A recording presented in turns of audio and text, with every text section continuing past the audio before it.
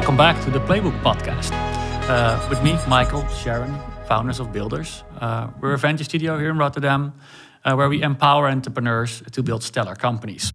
And in this podcast, we talk to key players from the tech industry about their learnings, strategic decisions, tactics, aka their playbooks. And this week, we talk to Marcus. Marcus, could you introduce yourself a bit? Yeah, well, thank you. Great to be here. My name is Marcus. 5 years, I would say I have the mission to take the robot out of the human by leveraging AI technologies. I'm a serial entrepreneur. I founded my first company when I was 23. It was Ciphix. It was a project-based company, bootstrapped, which I grew with my founders to a little over 60 people. Then sold it last year to a private equity firm. And parallel to that, we founded Freeday, we try to be the largest digital employment agency of the world and want to give everyone a free day again. And we say free day on Friday, which is a product company whereby we're leveraging all the knowledge that we gained over the years from the projects we did at larger enterprises into a product which leverage different AI technologies to solve specific problems. Which is quite fun now because AI is a really big topic. For the rest, I live in Rotterdam. I like everything with sports. So I do cycling, running, swimming, boxing, and I have some different kind of hobbies. So I started this year with getting my pilot license. So this morning I was flying up in the air, which is quite fun to do, to learn something besides your daily life again. So I really enjoy that. Great, yeah, you survived from your flying lessons. You're now here. Yeah. Are you already pretty far in your lessons? No, not that far. So I can't fly solo yet, but it's actually harder than driving a car. So because you have more, different. You also have you different kind of angles how you can fly. So that's pretty tough, but I'm getting there, and at least the instructor says that I'm doing a good job, but he gets paid for that as well. Yes, that is great to hear. So moving from Ciphix to Freeday, from like company to a specific product kind of company, what did like come to you to make that shift? When I started, I was and my founders, we were 23, so we didn't had any clue what problems were we primarily worked for larger enterprises such as KLM and Unilever. Well, we didn't had any clue. We just went there and said we were really good in this, in applying different types of technology, and we just said, come with your problem and then we're gonna solve it for you. And then along the way, we found out that a lot of problems that larger companies have are actually quite the same. And on the same side, we saw that especially when you want to leverage AI, you need to have a lot of data and a lot of actually experience with the models, or kind of airtime with the models to have a good result. So that's when we thought like, hey, if we see this problem occurring at multiple clients, why not just make a product out of it? The difference between like having a project-based company and a product company. When I started, I thought like, it will be pretty easy to have the change, but in the end, it couldn't be any different. So we were kind of doing the same thing, automating processes, but the whole difference between having actually built a product yourself or implementing something that exists, that's a huge difference. Yeah, and can you already like say for yourself like what sparks more for you? I would say product sparks way more. It's way harder because people, they don't tend to. When you do a project, it's more about the people and how you do the project, and it also can have a negative outcome. But when you have a product, it's all about how the product works. So if a button doesn't work or if an answer isn't correct, you hear that right away. So it's harder to actually have a high customer satisfaction with your product. Which I do like more because it's really about what you deliver. I like to ask you about that. So let's go back. You're doing project management, project implementations, right, in the days. You were already calling it AI just now. But I can imagine back in the days you were not calling it AI at all. Take us back, because we're all now using Gen AI. Everybody's the big hype. Before the days when you would get to those problems to you, what would you tell them? What was actually the solution to their problems? Was it just automation, or did you already sell them intelligence at that point in time? Yeah, so we did sell them intelligence in that point. So we always already had like the digital employee kind of phrase, so that you have kind of a virtual work buddy that can do work for you. So if it was more standardized or more repetitive, we would say that are the hands of the digital employee. So, and we use technologies such as RPA for that. But when you had like more complex problems, you would say like, okay, we need more advanced technologies such as AI to make a cognitive decision, for instance. Yep.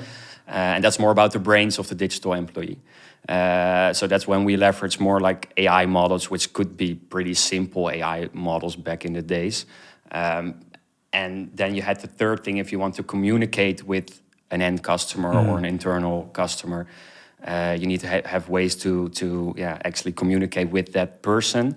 And that's when we said, like, that's the mouth of the digital employee, and that's where you use NLP technologies for that via chat or maybe via email or even voice, which is not still quite good, I would say, but it's getting there, and that's where the future is. But that's how we framed it, and then we just handpicked different kind of technologies. But really often, AI was kind of overhyped, I would say. It sells. It's a nice way to sell, but if you look what's underneath it, it's not always really proper intelligence, but more simple kind of technologies. Yeah, of course. And would you say, like, the way you just did that, I used the mouth for, voice and NLP, is that what made it interesting for them back then? Because now I can imagine, customers are coming to you because of the AI. Yeah, it's an hype. It's I want AI. They don't want anything else. They just want AI. Yeah, I think that changed. So at first it was always we needed to tell them what they could do with the technology, and they haven't even heard of the technology. We're kind of scared for it or didn't know how to use it. But now it's the other way around. Actually, everyone is really hyped about it, and it's almost like, okay, how can we start? And they have more questions like, how do we implement it, and how do we make, especially where I work with larger enterprises, they think about, how can we do it in a safe manner, scalable manner, an auditable manner, that we have good data storage, we handpick the right models, we don't go to a direction which gives us a lock-in at the end. So, for instance, if we move fully towards OpenAI, can we ever switch to a Gemini or to an open source LLM maybe? That's kind of the decisions they want to make right now. So that's really what's changed. So way more foundational.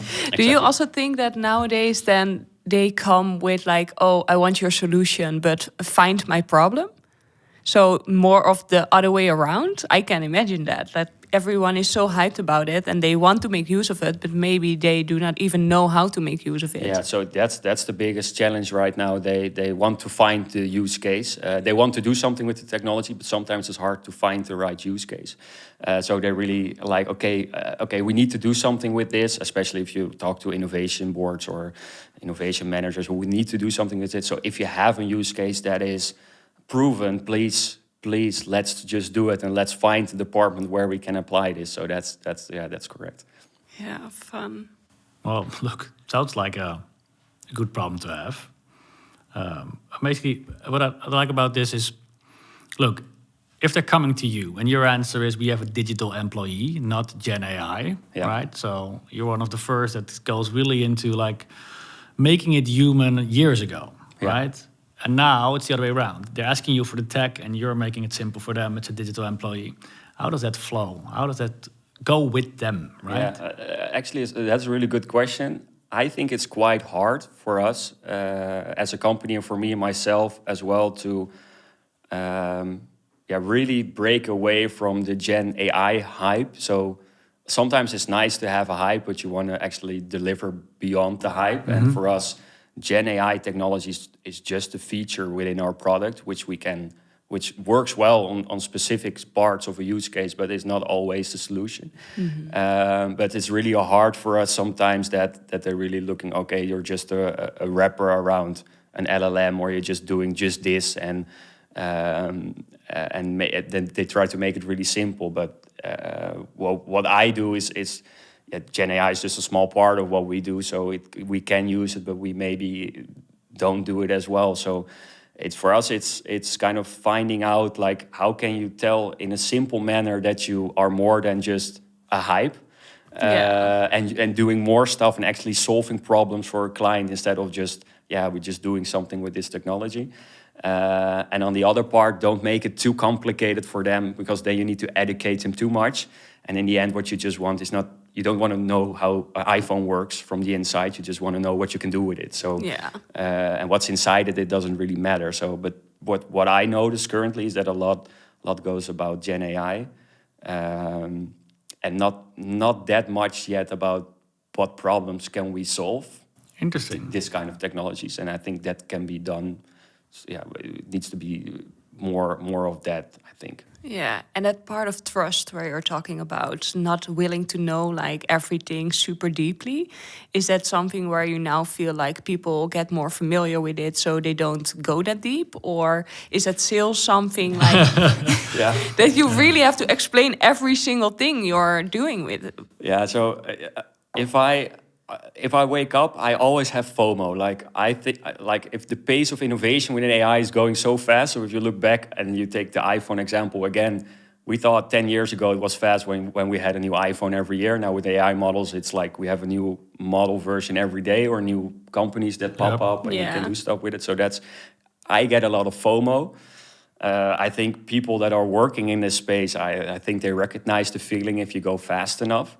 But then on the other hand, if I'm giving presentation at larger enterprise, and especially at the top level. So I went last time to Barcelona, and I had just a conference with 150 like pretty high management people within the organization. And then my first question is always like, do you know ChatGPT, for instance, and are you using it? But then you just see like maybe 15% of the hands that go up. So there's still a really large part of older people, I would say, that never have used ChatGPT in their daily lives yet.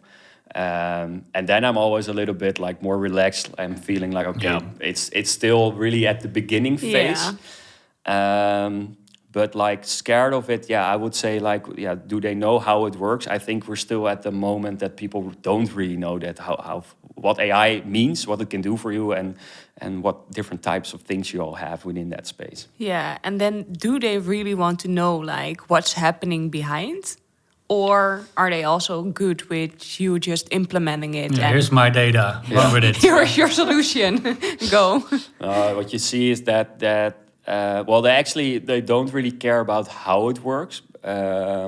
I always think that you don't want to explain it as well, because that's I think the secret sauce in the end when what you sell as a product. And it doesn't really make any sense to explain them how it works. Like if you buy a car, you can buy all the different parts and build it yourself. But I'm not putting my own data in it, right? Yeah. So there's this. That's true. Yeah, it's a bit scary for people sometimes. Yeah. So I think where there's a lot of education about is how you keep the data in a safe place and how you can work around that. There are various ways for that to keep client data safe and not going abroad to sources where you don't want it to go to. But obviously there is a process there where people want to know how it works. But my experience that they all are pretty okay with it. But I do see more of a risk or happening is that because the hype is so big now, everyone is talking about, I want to do something with AI. So if you take a large enterprise such as a TUI or I don't know, a Vodafone Ziggo, for instance, all the different business units, they raise up their hands and saying like, I want to do something with AI, and they talking to all kinds of suppliers as well. And what companies don't want to have is that they want to have a big shadow IT kind of thing that people are just getting in different kinds of IT, which is not centralized, like managed centralized on a centralized manner. So IT knows what they buy and what they don't buy. Though what you see happening now pretty often is that they create an AI board of different people that are going to decide, okay, are we going to build, like insource the AI tech? Are we going to set up a team that's going to build everything ourselves? Or are we going to buy? And are we going to buy maybe use case X on customer service? Are we going to buy that? And are we going to build something ourselves on the supply chain side? So they're looking towards that. But if you look to that team, that board again, you see all kinds of people that, maybe have used ChatGPT 4 or 5 times, so they don't have any clue as well. So you see a lot of like customer indecision, kind of scared to put their cards on one solution right now. So that they actually, everyone wants to start, but then nothing happens. Wait, let's go back here. So we're all trying to sell to B2B, right? To businesses. So these are our ultimate clients for anything you do. And you're saying, hey, it's hard for them to comprehend even how these tools work. Well, take me to your end of the table, right? Now there's a bunch of people who clearly don't really understand the use case for the tech. Yeah. So how do you go about talking to them and basically getting them to use your solution or even be interested in what you guys are doing? Because if the landscape, of course, is humongous, and if there's one person that, shows ChatGPT to the other and it's the first time, it's going to be hard. Yeah. So take me through those steps, right? How do you guys do that then? Because I'm not saying you're like others, but there's choices in abundance at this point in time. Yeah, I believe, so if you look to a sales process in general, my opinion is that I think the most important thing of a sales process is that you're always in control as a person, as a seller. So you decide the pace, you decide the process of how you sell to a company. Yeah. A lot of companies, a lot of persons that if they buy something, they don't know how. So if I want to buy something from you, I don't know what your process is. I don't know how I can buy from you. A lot of uncertainty. And I go to Sharon, I don't know how I can buy from her. So, and it's always different. Maybe you have 5 steps, you have 3 steps in your process, and it's really unclear for me as a buyer why I'm looking for and what I need to ask. So I always believe that you need to have a really standardized sales process in a sense that you're dictating what's happening. So when we come in and we have a first meeting we call it a discovery meeting, we always tell the client how the process looks like. So we're taking 3 months. If we start today, we will make a decision at the end of April or beginning of May, whatever. And we have these 4 steps. The goal of today is to get to know this. And we're not going to show you anything. We're just going to ask questions, et cetera, et cetera. And that's how we are dictating the process. That's already make the process in general more clear. But then on the other side, how we help clients actually buy, where I really believe in is that customers that you have will only be happy if you actually solve a problem for them. So you really need to understand their problem. It's software. But as well, they need to understand what their problem is. So especially with especially with AI. So what I always tend to do is that I actually ask them, okay, do you know where you're looking for? And based as a company that you are and based on your strategy, have you thought of question number 1, how are you working with your data policies? Do you have a non-intrusive strategy? So do you need to integrate with all of your applications? Do you want to have a fixed LLM or do you want to have flexibility to the future, for instance? All kinds of questions about what is important. Do you want to have multiple channels in the future? Yes or no? Because that also depends if you need to work with me or with someone else. So we actually sent them kind of a list of questions that when I would be a buyer myself, I would want to have in my pocket. More educational than actually palm side. That makes that early days though. If you're still educating, Yeah, and then that way you're more of a partner in the sales process than actually, you don't know, you're just selling something and you hope that it sticks. And you want for them that they also make the right decision, even if you're not the right partner for them. Yeah. So you're still doing a customer discovery in this kind of space, so meaning it will take a while before stuff gets standardized. I was thinking, looking at your guys' website, you do a lot of customer service, I would say, automation. Is that also because that's like the low-hanging fruits in the organization, or something they can start easily? Yeah, so short answer, yes. So it has, I think, various reasons. So number 1, customer service is a really big area and industry with a lot of people going around. Especially if you look to the labor shortage that's coming up. So if you look to 2050, only in Europe we will have 100 million short of people that can actually work. So and you want to give them another free day? Yeah, I want to give them a free day. Free week. And, there you go. So you need to find more productivity in that sort of way. Sure. And especially if you would ask a customer service manager, the number 1 Problem is that they don't have the people. And actually, the people that they have, they leave pretty quickly. Turnover is high. But is like not having the people the problem, or is it more about the knowledge behind the people? Both. So not able to find the right people, and then you need to educate them and onboard them, and then they need to have a certain educational level to actually answer the questions that are coming in, and that's also hard. And that's what we notice as a customer, right? So if you call a customer service department, in general, you need to wait long. It's hard to get the right person. It's hard to get an answer on your question. So that's what we notice. But they, on their side, sometimes I see at clients that they close their customer service department because they're so behind on tickets that they can't pick up the phone anymore. Yeah. So that's number one. Number two is that the work isn't. There's a lot of seasonality in the work. So meaning that you need to upskill your workforce depending on the time of the year or events pretty fast, which is hard. And then the third reason I think why AI is a good proposition for customer service right now is that it's a low-hanging fruit. So the processes are pretty simple, meaning that from the human side, it's pretty hard for them. So the work is not really fulfilling in sort of sense. If you're answering questions about... Yeah, you're going there.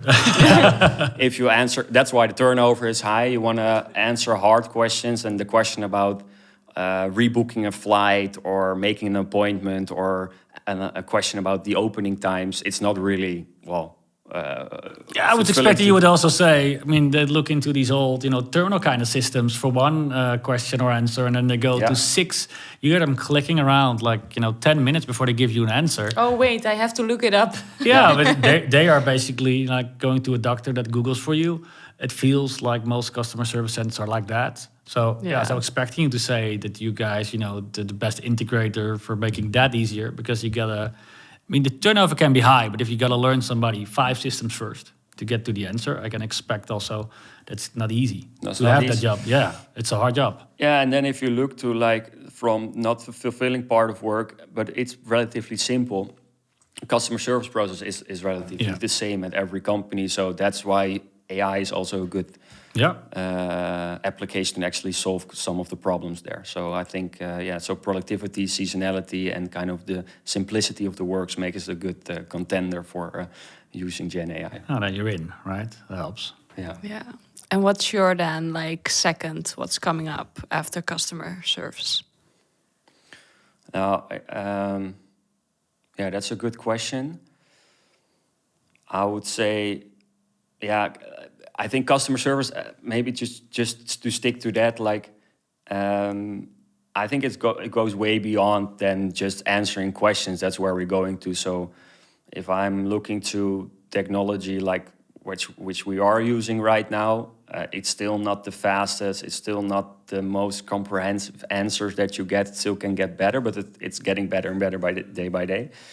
But if you look to the future in 10 to 15 years, I would say that we just have a world of digital assistants, that we move from a GUI interface, like typing on your phone, more to a voice interface where you can just talk to your Siri or Google Assistants. Yeah. And they are actually using other digital assistants, for instance, at a travel agency, or maybe an open table to book a restaurant for you, and booking to book a hotel. Go interfaceless, basically. Yeah, it's just interfaceless, and so we're moving towards that and more to personalized advice. So if you want to book a travel, you don't go to a physical store anymore. You just have your digital travel agent, and that knows based on your past travel history or your Instagram profile which destinations you like, and based on that, it will create the perfect travel for you. Same as if you want to buy a bike or a car that based on your preferences and your budget, it will help you to guide you to the product and actually do all the work behind it. So book the travel or book the hotel or whatever. And I think we're moving from now chat, inbound questions, doing more actions, and then that personal advice, and then to voice. That's already personal advice, omni-channel. And then not only on the customer service department, but across the whole customer journey. Yeah. So that if I talk via WhatsApp to my, I would say travel, or maybe KLM, for instance, and I go to the web chat, that it's still the same experience for me, and they know what I asked before, and besides that, when I'm asking questions and when I'm moving more towards like, hey, I get just updates via WhatsApp for, hey, good luck with your travel, or hey, how's your stay, how's your hotel, do you have any questions about the hotel? I think we'll move more towards that kind of stuff. Yeah, so the starting point is customer service, and then like fully integrated within every single touch point of your entire journey. That's how you see it for the future. Yeah, I would say so. Wow, interesting. I'd like to go back to selling. No, look. It's always the most important topic for everyone. No, look. Sell. Yeah. Well, look. It's ability to pay for something, right? You want your customers to be happy, but also, that's worth something. In the end, your success is in it's in getting revenue in. So, look, I noticed with selling something intelligent like AI, robotic processing, automation, stuff like that. We on the entrepreneurial side saying we're replacing basically a department or a person. Yeah. Whilst from my experience, if you use that customer discovery route, that doesn't go, right? Basically, you're super powering a part of that organization. Where are you guys in that ladder? Are you like, is this entire department now gone? You're basically doing that, or you're giving the people there still the ability to use the tool, maybe to train it even? Yeah, it's the second one. So really? Yeah, when I started, when we were really young, we were way too focused on the business case, and we went to clients and said like, "Hey, we're gonna rip your department no more apart. Customer service. FTEs are going out, and we're gonna fix that for you." And then we learned the hard way that that's not the way it goes, from a selling perspective, but as well in reality, it doesn't happen. And what you see happening now, and it was the same when I was at the CES, but at different conventions, you see that AI is really more working towards that virtual work body, increased productivity, superhuman, nice, like the people, 10x productivity. That are the phrases that you hear a lot. And it's not about replacing people. It's way more about, okay, we're helping you, so get rid of the boring stuff that you shouldn't do at all. So you have time to be more, do more fulfilling part of your work, or do more compelling work, or be more for the end customer. And I always think a strong point for that, if you look to healthcare, for instance, if you look to the Dutch ecosystem, 40% of the work of caring people or doctors is going out to like repetitive administration work. Yep. Well, if you can take that away, and then you can put the people more at the bed of the person and have more time, and not like a 10-minute consult where like then 4 minutes goes to this typing stuff, but that they actually have more time for the patients. I think that's where you would see that AI should work and help people out. That's what it's supposed to do. But that is the ideal world. Yeah. So if you're now thinking of like all the AIs you have implemented within the organizations which are customers of you, being there the first day and then maybe after a couple of years coming back there, do they still have the same amount of employees there sitting at a customer service? That's a good one. Yeah, probably not. No. Probably not. I wouldn't say so. Maybe that's also a reason why customer service is interesting, because a lot of temporarily people are actually working, students are doing like customer service Easy work. ROI. Yeah. Easy ROI and easy to hire, but not really sustainable. So those people can do something else, obviously. So yeah, for sure you would see that the FTE amount will go down. But the core team, so to say, will be more sustainable. And I think, just a better cohesive team within the organization that doing more data analytics, improving the knowledge base, all that kinds of stuff. So and answering the harder questions. So you will go down in FTE, but I think in general the whole team will increase in intelligence and consistency, which is ultimately a good thing. I would say so. And then weirdest thing, from looking from the inside of those companies, right? In the past, I would say replace all your agent software, or things from like the Stone Age into something new, or get an ERP system that works better. I mean, you guys are kind of putting a layer on top of this. So are you now also slowing down innovation in other parts of those organizations? Slowing down and meaning. Yeah, the old systems remain the old systems, right? So you guys are layering on a next layer on top of what's already there. Yeah. So you're actually improving something that should be replaced already. I don't know. I'm asking. Yeah. With my previous company, Ciphix, I would say so that we did that sometimes a little bit. Because then you had older systems that couldn't integrate with other systems, and then we were building kind of bridges between those applications to get information around and just doing robot work, so to say. So then we did that. With Freeday, I wouldn't say so because we are really loosely coupled from those applications. Friendly, and we only focusing on the conversational layer, which kind of detached from the architecture that they have, and they can still switch around. But of course, you will see examples where they're still using an old system because they're so dependent on it. You see companies, if they switch off one system, they don't know what's happening to the other system. So it's kind of a complex architecture they have, and which they can't just swap out and swap in with new application. Then sometimes it's a good solution to have something on top of it that can make the whole architecture a little bit more, Good answer. Future-proof, I would say. From today. Yeah, from today, yeah.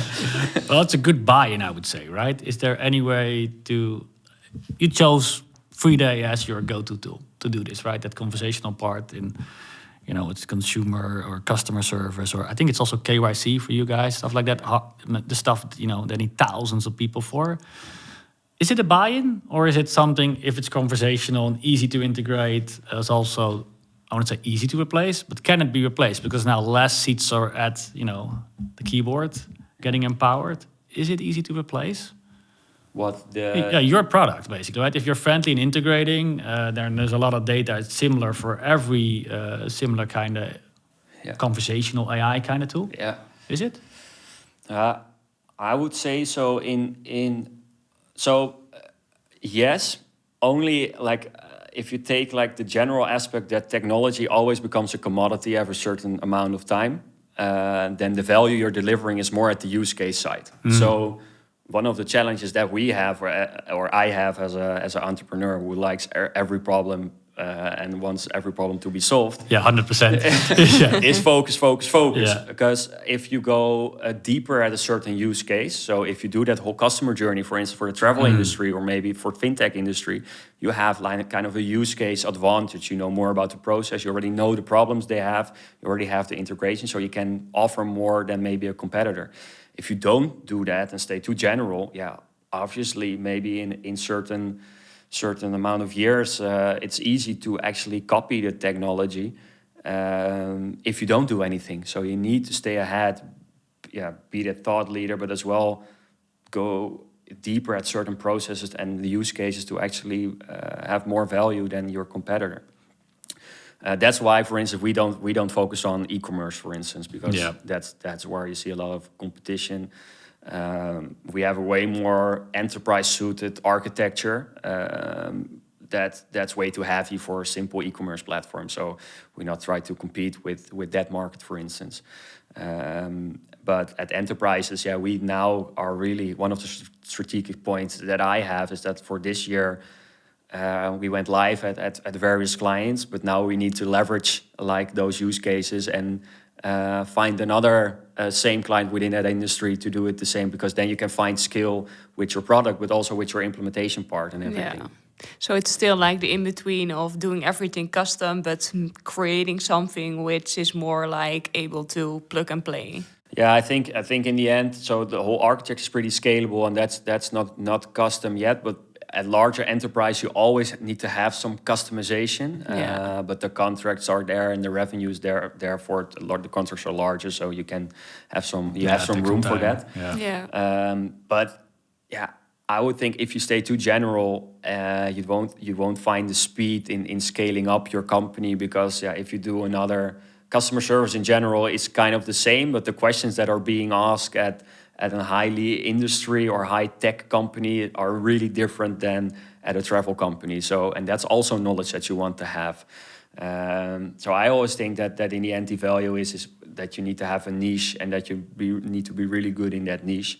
And that's where this year for us is to define the niche where we're gonna put where we go all in, so to say. Yeah. I like that. So specialized assistant is the way to go, right? The depth of it is where you get the most And out of. then you hire a junior, and then becomes a meteor, and then a senior employee. There you That's go. how it goes. Oh, okay, I like that. And then you conquer the world with your digital employees.